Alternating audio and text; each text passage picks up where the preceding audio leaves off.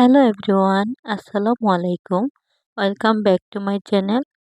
সবাই কেমন আছেন? আশা করি সবাই অনেক ভালো আছেন। দূরে এবং কাছে যে যেখান থেকে আমার এই ভিডিওটি দেখছেন তাদের সবাইকে জানাই অসংখ্য ধন্যবাদ। নতুন যারা ভিউয়ার্স আজকে জয়েন হয়েছেন তাদেরকে রিকোয়েস্ট করব একটা লাইক দিয়ে আমার সম্পূর্ণ ভিডিওটি দেখার জন্য। আজকের ভিডিওটি খুবই ছোট কিন্তু খুবই ইন্টারেস্টেড। তো আশা করি আপনারা ভিডিওটা স্কিপ করবেন না, সম্পূর্ণ ভিডিওটাই ওয়াচ করবেন। তো এখানে আমার হাসব্যান্ড দুপুরে বাজার থেকে একটু বাজার করে এনেছিলেন। মাছ বাজার করে এনেছিলেন এবং তরকারি বাজার আরও কিছু গ্রোসারি। তো এই যে টমেটো দেখছেন এগুলো কিন্তু রমজান মাসে বেশি কাজে লাগে। তো এখানে আমার হাসব্যান্ড কিছু দেশি টমেটো পেয়েছিলেন, ওই জন্য ওইগুলা নিয়ে এসেছিলেন। ওগুলো আমি একটা এয়ারটাইট ফুড বক্সে রেখে দিচ্ছিলাম। নতুন যারা ভিউয়ার্স জয়েন হয়েছেন তাদেরকে বলবো একটা লাইক দিয়ে আমার চ্যানেলটা সাবস্ক্রাইব করে আমার চ্যানেলটির পাশেই থাকবেন। আশা করি আমার ভিডিওগুলো আপনার ভালো লাগবে। আর পুরোনো যারা ভিউয়ার্স আছেন তারা অনেকেই লাইক দিতে ভুলে যান। তাদেরকে রিকোয়েস্ট করব একটা লাইক দিয়ে যাবেন। কারণ একটা লাইকের কারণে আর অনেকের কাছে আমার এই ভিডিওটা পৌঁছে যাবে। তো কথা বলতে বলতে এখানে আমি গ্রোসারিগুলো গুছিয়ে রেখেছি। এখন যে কাঁচা বাজারগুলো নিয়ে এসেছিলেন ওইগুলা গুছাচ্ছি। এখানে বাঁধাকপি নিয়ে এসেছিলেন আর ফুলকপি আর কাঁচামরিচ। আর কাঁচামরিচের কথা তো আর বলে লাভ নেই। মানে রমজান মাস আসলে এত কাঁচামরিচ লাগে, কি আর বলবো। তো এখানে কিছু দেশি ট্যাংরা মাছ, তারপর চিংড়ি মাছ আর বড় রুই মাছ এনেছিলেন আর পাবদা মাছ। ওইগুলাকে এখন আমি গুছিয়ে রাখবো। তো পাবদা মাছ আর রুই মাছটা কাটিয়ে এনেছিলেন। ওইগুলাকে আর কাটা লাগবে না। এখন আমি ফুড কন্টেনারে রেখে দিচ্ছি। তো এই কন্টেনারগুলো আমার এত উপকারে লাগে। তো কয়েকটা আমি কিনে এনেছিলাম আর কয়েকটা যে ঘরে থাকে দই, তারপরে আপনার উম মানে দইয়ের বাক্সই বেশি, আর এমনিতে আইসক্রিমের বক্স যেগুলা থাকে ওইগুলার মধ্যে আমি মাছ মাংস সংরক্ষণ করে থাকি। আর এইভাবে সংরক্ষণ করলে কিন্তু খুবই ইজি ভাবে রান্নার সময় বের করা যায়, মানে বোঝা যায় যে কোনটার মধ্যে কি আছে। তো এখানে আমি একটা একটা করে সব বক্সের মধ্যে যতটুকু পরিমাণ আমার রান্নার জন্য লাগবে, যতবারই বের করব অতটুকু পরিমাণ আমি রেখে দিচ্ছি বক্স বক্স করে, যাতে আমার রান্নার সময় আর ঝামেলা না হয়। তো এইভাবে আমি গুছিয়ে কাজগুলো করে থাকি। এতে হয়তো সময় একটু বেশি লাগে কিন্তু দেখা যায় পরবর্তীতে কিন্তু আর ঝামেলা হয় না। আমি এভাবে গুছিয়ে রেখে দিই। তো আমার কালকের ভিডিও আপনাদের সাথে আপলোড করেছিলাম। তো আপলোড তো করার পর সবাই দেখে ফেলেছেন, কিন্তু আমার সাথে যেটা হয়েছে সেটা তো আর কেউ জানে না। আমার কালকের এই ভিডিওটা ছিল, কালকে যে ভিডিওটা আপলোড দিয়েছি ওই ভিডিওটা কিন্তু ছিল মানে 2 দিন আগে। তো আমরা গিয়েছিলাম ইফতার পার্টিতে। তো ওই ভিডিওটা আমি এডিট করে তারপর ওই দিন এর পরের দিন আপলোড দিব। তখনই কি হয়ে যায়, আমার মেমোরি কার্ডের যে লাইনটা ছিল ফোনে ওইটা মনে করেন সাপোর্ট করছিল না। সাপোর্ট না করার কারণে আমার যে ভিডিওগুলো আমি করেছিলাম ওইগুলা কিন্তু মানে ফোনের মধ্যে শো করছিল না। আমি তো মহা বিপদে পড়ে গিয়েছিলাম, কি করব। এরপর তো ভিডিও আপলোড দিতে দিতে অনেকটাই দেরি হয়ে গিয়েছিল। আর এখানে কথা বলতে বলতে আমার হাজবেন্ড চিংড়ি মাছও নিয়ে এসেছিলেন। তো ওইগুলাকেও আমি বক্সে রেখে দিয়েছি, পরবর্তীতে বানানো যাবে। আর ওই ট্যাংরা মাছগুলোকে রেখে দিয়েছি পরে কাটার জন্য। এখন যেহেতু ইফতারের টাইম হয়ে যাচ্ছে, মানে দুপুর বেলার পরে তো ইফতারের জন্য প্রিপারেশন নিতে হয়, তাই আর ওইগুলো আর কাটা বাছার ঝামেলায় আর গেলাম না। তো এখানে আগেভাগে যে কাজগুলো আমি করে রাখি সেগুলা হচ্ছে এই যে গাজর, তারপরে আলু, এগুলো আমি কেটে রাখি। যেই দিন পোলাও রান্না করি, মোরগ পোলাও বলেন বা গরুর মাংস দিয়ে, ওই দিন দেখা যায় যে কাটা বাছার কাজগুলা বেশি থাকে। তো আগে ভাগে এগুলা কেটে রেখে দিই আমি। আর অফ ক্যামেরায় পেঁয়াজ, রসুন, আদা এগুলাও কেটে নিয়েছি। তো এখানে পোলাওয়ের চালটা ভিজিয়ে ধুয়ে নিব ভালো করে ওয়াশ করে। পোলাওয়ের চালটা কিন্তু আমি ধুয়ে পানি ঝরিয়ে রেখে দেই, অথবা কোনো সময় দেখা যায় যে তাড়াহুড়ো থাকলে মানে যখন পোলাওটা মানে পোলাওয়ে যখন চাল দিব তখনই মানে পোলাওয়ের চালটা ধুই। এরকম করে কিন্তু পোলাওয়ের চাল যদি আগে মানে ধুয়ে পানিতে রেখে দেন তাহলে দেখা যাবে পোলাওগুলো নরম হয়ে যায়। একটু আগ মুহূর্তে পোলাওয়ের চাল যখন পোলাও রান্না করবেন, পোলাও এর চাল তখনই ধুয়ে রাখলে ভালো হয়। এখানে আমি যে মাছগুলো এনেছেন ওইখান থেকে পাবদা মাছ কিছু ভুনা করব সেহরির জন্য। তো অফ ক্যামেরায় আমি মুরগির মাংস রান্না করেছিলাম আর মানে একটা ভাজি করেছি। তো সব ভিডিও তো আমি ইউটিউবে মনে করেন ইউটিউবের জন্য যদি ভিডিও করি তাহলে কিন্তু ভিডিও অনেক লম্বা হয়ে যাবে। তাই আমি চেষ্টা করি যে আপনাদের সাথে একটা দুইটা রেসিপি শেয়ার করার জন্য। তো আজকে পাবদা মাছের ফুল রেসিপি আপনাদের সাথে শেয়ার করছি। তো এখানে রসুন, পেঁয়াজ কে ভালো করে আমি ইয়ে করে নিয়েছি, মানে তেলের মধ্যে ভেজে নিয়েছি। আর ভুনা তরকারি রান্না করলে কিন্তু আমি মাছটি ৪ পিসের মতো মনে করেন টমেটো দিয়ে থাকি। এতে করে কিন্তু ভুনার তরকারিটা খেতেও ভালো লাগে, একটু গ্রেভি আসে ভাব।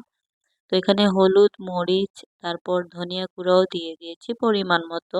এখানে আমি প্রায় ৯ টার মতো পাবদা মাছ নিয়েছি, একটু বিগ সাইজের। তো আসলে মাছ রান্না করা কিন্তু একদমই সোজা, মাংসও সোজা। যারা নতুন রাঁধুনি আছেন তাদের কাছে মনে হবে যে রান্নাটা কত কঠিন। আসলে রান্না-বান্না একটা শিল্পের মতো। আপনি যদি আপনার মনের মাধুরী দিয়ে রান্না-বান্না করেন তাহলে সেই রান্নাটা কিন্তু খেতে খুবই মজা হয়। আর রান্না নিয়ে যদি ভয় পান, অনেকেই আছে রান্না নিয়ে ভয় পান। আমি তাদের কথা বলব না, অনেকেই হয়তো আমার ভিডিওটা দেখে হাসছেন। যারা কিনা রান্না-বান্না পারেন। আসলে যারা রান্না-বান্না একদমই পারে না, তারা কিন্তু হঠাৎ করে রান্না করতে গেলে ভয় পায় যে কিভাবে রান্না করব। তো এখানে আমি পানি দিয়ে কষিয়ে পাবদা মাছগুলো দিয়ে একটু দমে রেখে দিব। তো পাবদা মাছগুলো দমে রেখে আমি অফ ক্যামেরায় ঝোলও দিয়ে দিয়েছি এইখানে। আমার পাবদা মাছটা প্রায় হয়ে গেছে। আর একদম শেষমেশ নামানোর আগ মুহূর্তে ধনেপাতাটা দিয়ে নামিয়ে ফেলবো। তো ধনেপাতা দিলে কি হয়, মাছের তরকারিতে মানে একটা আলাদা একটা টেস্ট আসে। আর এখন তো এই ধনেপাতাগুলা বেশিই পাওয়া যায় শীতের দিনের যে ধনেপাতাগুলো, আর আস্তে আস্তে শীতটাও চলে যাচ্ছে। তো এখানে আমি অফ ক্যামেরায় পোলাওয়ের যে বাগারটা ওইটা দিয়ে দিয়েছি। তো একদিন আমি আপনাদেরকে সাথে শেয়ার করব কিভাবে আমি মোরগ পোলাও রান্না করি। যেহেতু আজকে একটু মানে উম পাবদা মাছের রেসিপিটাই শেয়ার করেছি। যদি ২ টা রেসিপি একসাথে শেয়ার করি তাহলে দেখা যাবে ভিডিওটা অনেক লং হয়ে যাবে। জাস্ট আমি আপনাদের সাথে পাবদা মাছের রেসিপিটাই শেয়ার করেছি।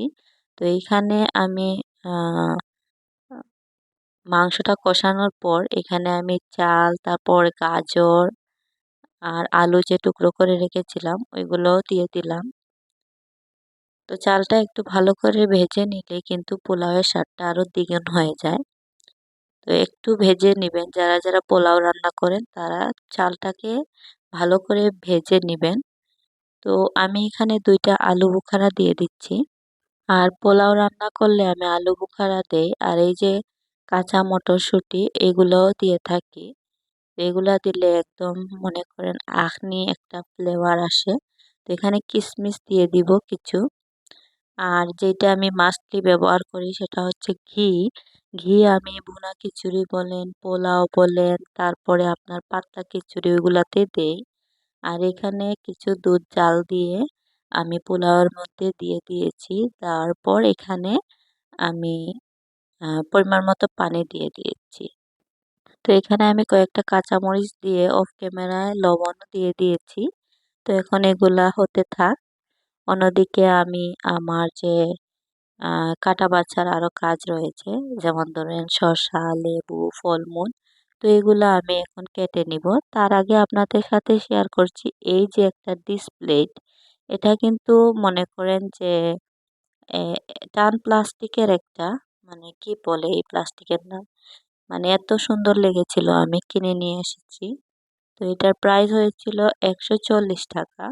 কিন্তু এটা কিন্তু অনেক বিগ সাইজের। দেখবেন আপনারা এখানে আমি যতটুকু ফলমূল কাটবো তার উপরে আবার আমি আহ শসা, গাজর, লেবু এগুলাও রাখবো।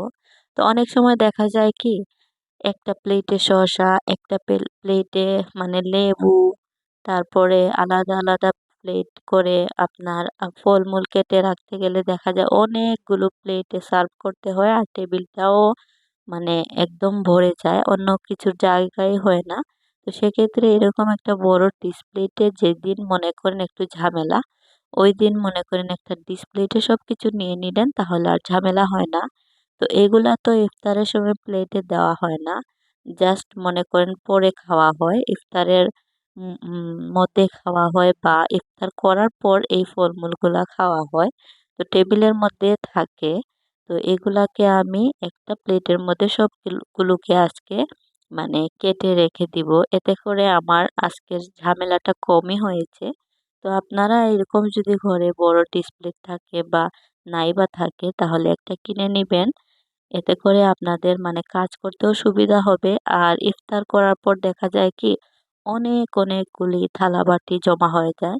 তো ওই ছোট ছোট কাজগুলো যেমন ধরেন এক্সট্রা যে লেবু শসা রাখার যে থালাবাটি আলাদা দেখা যায় যে 3-4টা প্লেট হয়ে যায়। তো ওইগুলো থেকে মনে করেন বাঁচার উপায় আর কি একটা প্লেটের মধ্যে সবকিছু নিয়ে নিলেন। তো এতে করে কাজও সহজ হয় আর মানে ঝামেলাও হয় না। তো কথা বলতে বলতে এখানে বেগুনের জন্য বেগুন কেটে নিয়েছি, আজকে একটু গোল গোল করে কেটে নিয়েছি। এক এক দিন এক এক সাইজের হলে খেতে আর দেখতেও ভালো লাগে। আর এখানে আমার ফলমূল তো একদম কাটা শেষ, দেখুন কতটা সুন্দর লাগছে।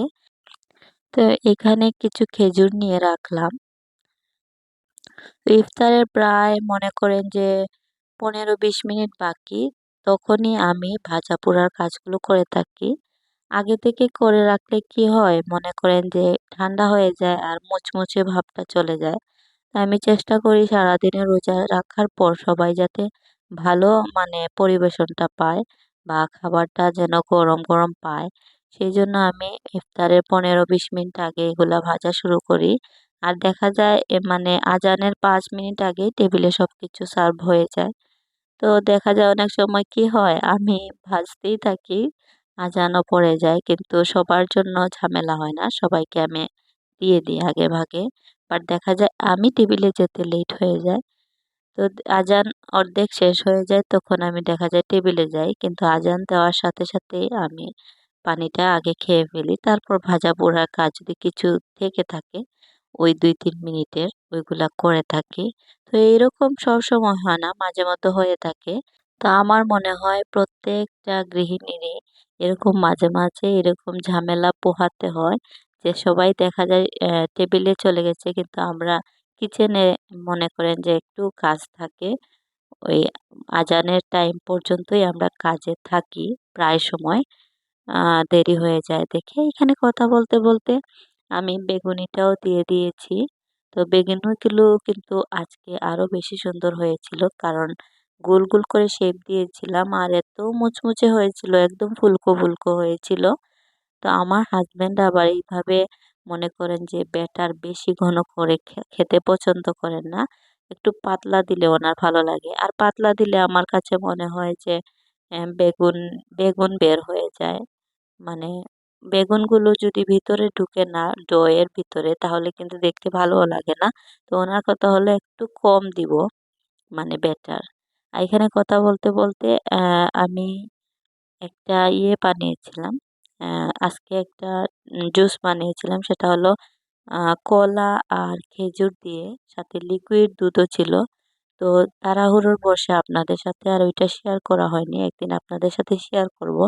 এই কলার জুসটা এত ভালো লাগে, মানে ইফতারের সময় খেতে একদম প্রাণ মন জুড়িয়ে যায়, কারণ এত মানে হেলদি এই মানে শরবতটা। তো এখানে আমার হাজবেন্ড আমাকে হেল্প করছিলেন, উনি পোলাও নিচ্ছিলেন সবার প্লেটে। আর আপনারা হয়তো দেখেই বুঝতে পারছেন যে আমি যে ডিসপ্লেতে মধ্যে ফলমূল সবকিছু শসা গাজর কেটে লেবু কেটে একসাথে রেখেছি যেই ডিসপ্লেতে, ওইটা কিন্তু খুবই সুন্দর লাগছিল। আর টেবিলের মধ্যেও বেশি জায়গা নেয়। তো আমি সাজেস্ট করব আপনাদের যদি ঝামেলা মনে হয় তবে আমার মতো এইভাবে একটা ডিসপ্লেটের মধ্যে সবকিছু গুছিয়ে নিতে পারেন। ফলমূল মানে ফল, শসা, গাজর এগুলো আর কি। তো আজকে আমি আবার একটা প্লেটের মধ্যে বেগুনি আর পেঁয়াজও নিয়েছি। প্রতিদিন আলাদা আলাদা প্লেটে নিয়ে থাকি। তো কথা বলতে বলতে এখানে আমার প্রায় ইফতার নেওয়া কমপ্লিট। তো আজকের ভিডিওটা আপনাদের কাছে কেমন লাগলো? আশা করি ভালো লেগেছে। আর যদি ভালো লাগে অবশ্যই আমার চ্যানেলটিকে সাবস্ক্রাইব করবেন। তো আজকের ভিডিওটা এই পর্যন্ত। সবাই ভালো থাকুন, সুস্থ থাকুন। আসসালামু আলাইকুম।